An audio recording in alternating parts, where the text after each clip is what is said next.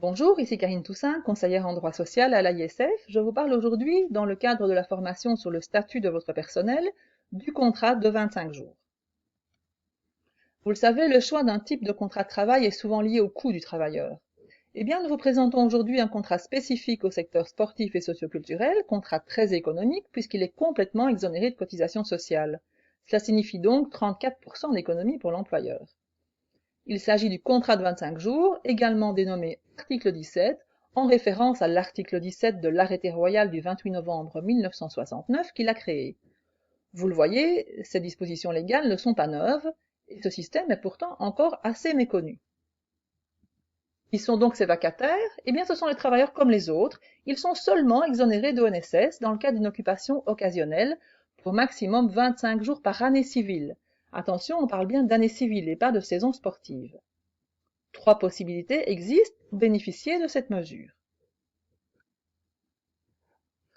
D'abord, durant les colonies de vacances, les plaines de jeux, les stages et les campements sportifs qui sont organisés par une ASBL ou une société à finalité sociale. Pour les intendants, les économes, les moniteurs ou les surveillants, durant les vacances scolaires. Vous voyez ici que la plupart des clubs sont déjà concernés. Deuxième possibilité, pour les organisations reconnues, dans notre secteur, ce sont les fédérations sportives ou les centres sportifs locaux et locaux intégrés qui ont cette reconnaissance. Ils ont pour mission de dispenser une formation ou une initiation sportive ou socioculturelle. Ici, ce sont les animateurs, les chefs ou les moniteurs qui sont concernés, également pendant les vacances, mais aussi hors heures scolaires, c'est-à-dire après l'école en semaine, le mercredi après-midi, le samedi, le dimanche et les jours fériés. Troisième possibilité, c'est à nouveau pour vous, les organisateurs de manifestations sportives, pour tout le personnel qu'ils emploient à cette occasion, exclusivement les jours de ces manifestations. Qu'est-ce qu'une manifestation sportive? Eh bien simplement, une activité offerte au public.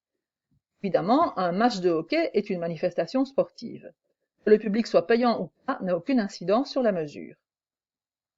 Deux hypothèses indirectes également, en cas de collaboration avec les pouvoirs publics ou les écoles, par exemple si une commune vous demande de fournir des moniteurs dans le cadre d'un stage qui sont organisés par eux.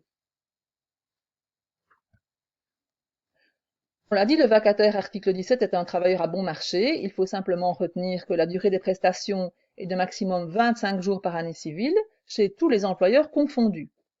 Une heure égale un jour, cela veut dire que si vous utilisez votre moniteur pour une prestation de seulement une heure ou deux, eh bien la journée est prise dans le quota, et uniquement durant les périodes qui sont définies précédemment en fonction de la situation de l'employeur. C'est également un salarié comme les autres, ça veut dire qu'il faut établir un contrat. Il s'agit évidemment d'un contrat à durée déterminée. Ne pas oublier d'établir un règlement de travail et de souscrire une assurance loi.